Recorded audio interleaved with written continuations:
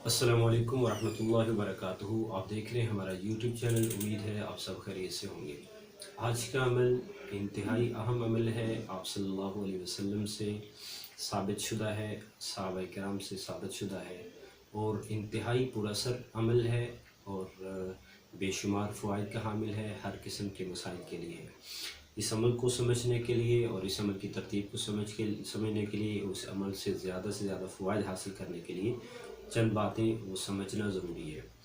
पहली बात समझ लें कि इस अमल के फ़वाइद में ये है, हमारी अपनी जान, हमारे अहल औलाद, हमारी आल औलाद है और हमारा कारोबार और बिज़नेस है, हमारी मुतल्लिका जितनी चीज़ें हैं उन सब की हिफाजत के लिए, उन सब में बरकत के लिए और हर किस्म के हमारे घरेलू जो परेशानियां होती हैं जिनमें अक्सर हमारे दोस्त अहबाब घरों में परेशानी में मुब्तला है, घर की टेंशनें परेशानियां होती हैं, आपस में नाइत्तेफाकी होती है, शयातीन के असरात महसूस होते हैं, बहुत से ऐसे मसाइल जो कि घर जिस काम के लिए होता है कि बंदा घर में आके सुकून हासिल करे और इसके लिए मस्कन का लफ्ज़ होता है कि जहाँ बंदा सुकून हासिल करता है, लेकिन अक्सर इन मसाइल की वजह से टेंशन और परेशानी की वजह से बहुत से लोग घरों में भी सुकून हासिल नहीं कर सकते और घर उनके लिए ऐसा होता है कि गोया के एक अज़ियत की जगह होती है। कभी कोई परेशानी, कभी किसी किस्म का मसला है, कभी बच्चों की तरफ से, कभी बीवी की तरफ से, कभी वालिदैन की तरफ से, कभी बहनों और भाइयों की तरफ से। तो बहरहाल बेशुमार जो फ़वाइद हैं वो हमें इंशाल्लाह हासिल होंगे और इंतहाई इसके पुरअसर असरात और इंतहाई ताकतवर असरात ये हमें चंद दिनों में हासिल हो सकते हैं और मैं कम अज़ कम जो मिकदार है इसकी वो 21 दिन तक हम इसको करें और इससे पहले एक हफ़्ता तक भी हमें इंशाल्लाह इसके फ़वाइद हमें अल्लाह ताला अपनी आंखों से दिखाएंगे, हमें नज़र आना शुरू हो जाएंगे।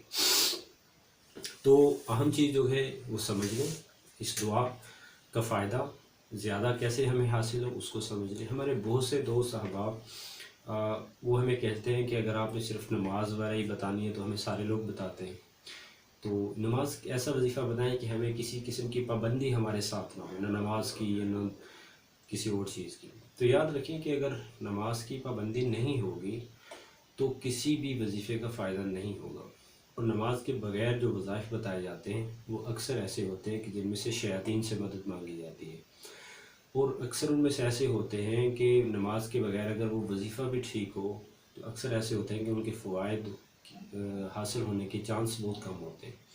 उसकी वजह यही है कि बहुत से हमारे मसाइल का ताल्लुक़ नमाज से होता है। हम बावुज़ू रहें, साफ़ सुथरे रहें और पाक रहें और नमाज़ पढ़ते रहें और बेशुमार मसाइल इससे हमारे हल हो जाते हैं। नमाज बहुत सी चीज़ों को खींच के लाती है और हमें ये फ़ौरन चीज़ हासिल नहीं होती, कुछ ऐसा बात समझ में आती है और दुआ जो है इसके बगैर भी काम नहीं चलता। इसकी वजह ये है कि सबसे ज़्यादा बाअमल शख्सियत और सबसे बड़ी शख्सियत, काबिल एहतराम शख्सियत और अल्लाह के बाद अगर जिसका दर्जा है तो आप सल्लल्लाहु अलैहि वसल्लम का है। वो हम जब उनकी ज़िंदगी देखते हैं तो उनकी ज़िंदगी में दुआएं ही दुआएं हैं और दुआएं इतनी मिलती हैं जिसका शुमार नहीं है, जो आप मसनून दुआओं में देख सकते हैं, जो अल्लाह से मांगते रहते थे। आप ग़ज़वा बदर में देखेंगे, आप अलैहिस्सलाम ने 313 के मुकाबले में जब 1000 के साथ लड़ाई थी जी ग़ज़वा बदर में, तो आपने सब सारी रात अल्लाह ताला से दुआ करते रहे। तो ऐसी हर शख्सियत अगर अल्लाह से पूरी रात दुआ मांगते रहे और हज़रत सिद्दीक़ अकबर रज़ियल्लाहु तआला के बारे में आता है कि उन्होंने कहा या रसूलल्लाह बस करें, अल्लाह की मदद आ गई है, यानी आप सिर्फ इतना रोते रहे और इतनी दुआएं करते रहे। तो जब उनको ज़रूरत है दुआ की तो फिर उनके बाद कौन सी शख्सियत ऐसी है कि जिसको ज़रूरत ना हो दुआ की। जब वो परेशानी में नमाज की तरफ ज़रूर जाते और दूसरों को भी ताकीद करते नमाज की, तो फिर उनके अलावा कौन शख्सियत है जो कहे कि नमाज के बगैर गुजारा हो जाएगा। तो याद रखें कि हर वजीफ़े के साथ नमाज की ताकीद इसलिए की जाती है ताकि हमें फ़वाइद ज़्यादा से ज़्यादा हासिल हो और हम सही रुख पे अपने आप को लेके आए। और बहुत सी परेशानियां, हालात ऐसे होते हैं जिनमें माली परेशानियां हैं, ये इसके अलावा और परेशानियां होती हैं, ये ऐसे होते हैं ये हमारी ज़िंदगी का एक हिस्सा होते हैं और इनमें साबित कदम रहना और इनके अंदर ज़्यादा अपने आप को परेशान कर देना, बेसब्रा हो जाना और इंतहाई तौर पे हर किस्म के इक़दाम के लिए तैयार हो जाना, ये इंतहाई गलत बात है। اور اس میں ہمت اور حوصلے کی ضرورت ہوتی ہے. انسان کو ذہنی طور پہ تیار رہنا چاہیے کہ دنیا جو ہے وہ نشیب و فراز اس میں ہوتے ہیں، اس میں حالات آتے ہیں، پریشانیاں آتی ہیں، لیکن بندے کو بالکل ایسا نہیں ہو جانا چاہیے کہ بالکل ہی بندہ پریشان ہو کر صراط مستقیم سے ہٹ جائے. تو بہرحال کوشش کریں ان چیزوں کی، نماز کی اور دعا کی، یہ پابندی انتہائی ضروری ہے. تو دعائے انس یہ انتہائی اہم جو دعا ہے، یہ آپ صلی اللہ علیہ وسلم نے حضرت انس رضی اللہ تعالیٰ عنہ ان کو اس کی تلقین فرمائی، اور حضرت انس رضی اللہ تعالیٰ کے علاوہ باقی صحابہ کرام بھی اس کو پڑھتے رہے. اور اس دعا کے ساتھ ایک ان کا واقعہ حجاج بن یوسف کے ساتھ ہے. جب حجاج بن یوسف نے ان پر ظلم و ستم کرنے کی کوشش کی تو انہوں نے جب بتایا کہ میں نے دعائے انس پڑھی ہے تو میرا کچھ بھی نہیں بگاڑ سکتے، تو اس کے اوپر بھی رعب طاری ہو گیا. تو اس کے بار بار پوچھنے کے باوجود بھی انہوں نے یہ دعا اس کو بتائی نہیں، کیونکہ یہ کہا کہ تم اس کے اہل نہیں ہو. تو بہرحال دعائے انس جو ہے مسنون دعاؤں میں مل جاتی، چھوٹی کتابیں ہیں، ان میں آپ کسی میں بھی دیکھیں دعائے انس لکھی ہوگی. جو لوگ نیٹ یوز کرتے ہیں، آپ گوگل پہ بھی اگر سرچ کریں دعائے انس تو آپ کو وہاں بھی یہ دعا مل جائے گی. 3 4 یا 5 لائنوں کے اندر لکھی ہوتی ہے. میں دعا پڑھ کے سنا دیتا ہوں، پھر اس کے پڑھنے کا طریقہ بھی بتا دیتا ہوں. اس کو پڑھنا ہم نے کس طریقے سے، ایک تو دعائے انس کے الفاظ کے ہیں وہ سن لیں.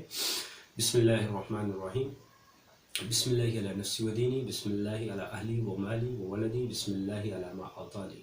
اللہ اللہ رب لا اشرک به شیئا، اللہ اکبر وعد وجل وعظم مما اخاف واحذر عز جارك وجل ثناؤك ولا اله غيرك.